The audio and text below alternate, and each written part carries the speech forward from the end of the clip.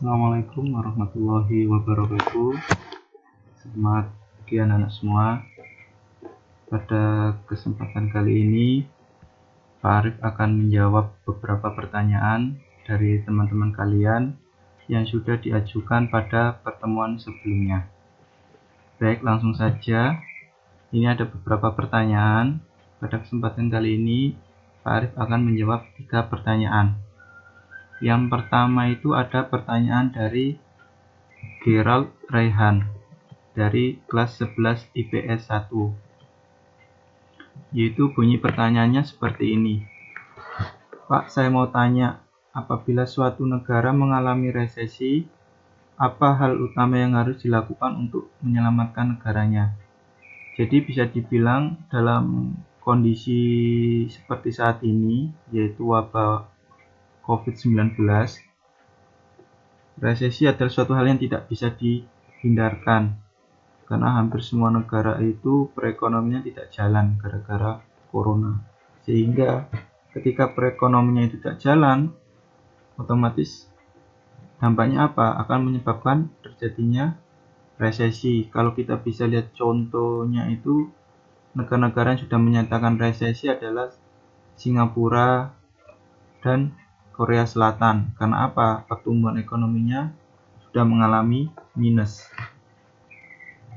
Nah, jadi resesi sendiri itu apa? Resesi itu adalah turunnya kinerja perekonomian sampai pertumbuhan ekonominya negatif. Jadi kira-kira apa hal yang bisa dilakukan pemerintah? Yang bisa dilakukan pemerintah salah satunya yaitu adalah meningkatkan pengeluaran pemerintah.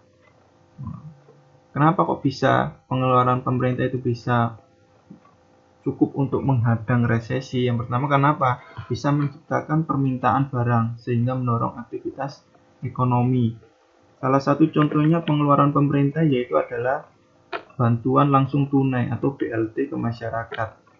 Ketika masyarakat itu dapat bantuan BLT, maka masyarakat itu pasti akan menerima uang tunai. Ketika menerima uang itu bisa dibelanjakan. Nah, ketika masyarakat belanja, otomatis ada barang yang terjual. Ketika ada barang yang terjual, kegiatan produsen itu bisa berjalan. Salah satu contohnya seperti itu.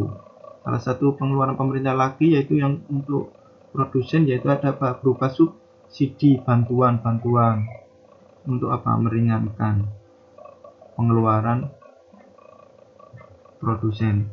Yang kedua ada memotong suku bunga kredit. Kalau dalam kondisi seperti ini yang perekonomian tidak jalan, produksi tidak jalan karena permintaannya tidak ada, otomatis ketika bunganya itu masih tinggi akan memberatkan produsen, nasabah atau investor. Makanya dengan memotong suku bunga kredit itu untuk meringankan beban nasabah atau investor. Selanjutnya pertanyaan yang kedua dari Salva tadi dari kelas 11 IPS 1 juga, yaitu pertanyaannya adalah, Pak, saya ingin bertanya bagaimana cara menaikkan pendapatan per kapita. Nah, pendapatan per kapita sendiri kemarin kan rumusnya PDB atau GNP dibagi jumlah penduduk. Kalau kita ingin meningkatkan pendapatan per kapita, otomatis PDB kita harus kita tingkatkan. PDB ini kan cerminan kinerja perekonomian suatu negara. Makanya kita harus tingkatkan kinerjanya. Yaitu apa? Semua sektor yang terjadi 9 sektor kemarin itu gimana caranya kita tingkatkan kinerjanya sehingga apa? Ketika kinerjanya itu meningkat, otomatis pendapatan juga akan meningkat. Nah, kalau pendapatan negara meningkat, otomatis pendapatan per kapita juga meningkat. Itu.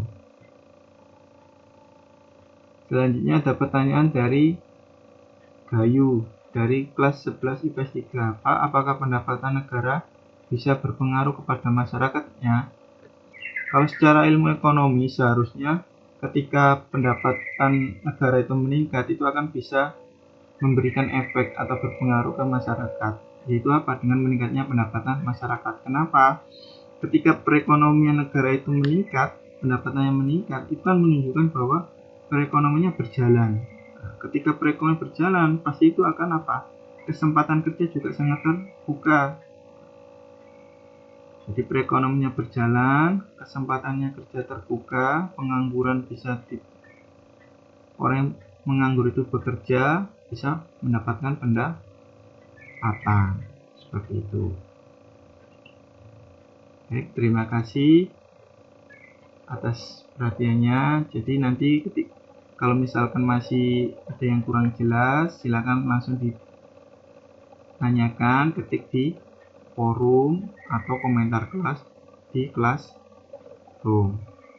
Mari akhiri. Assalamualaikum warahmatullahi wabarakatuh. Selamat pagi.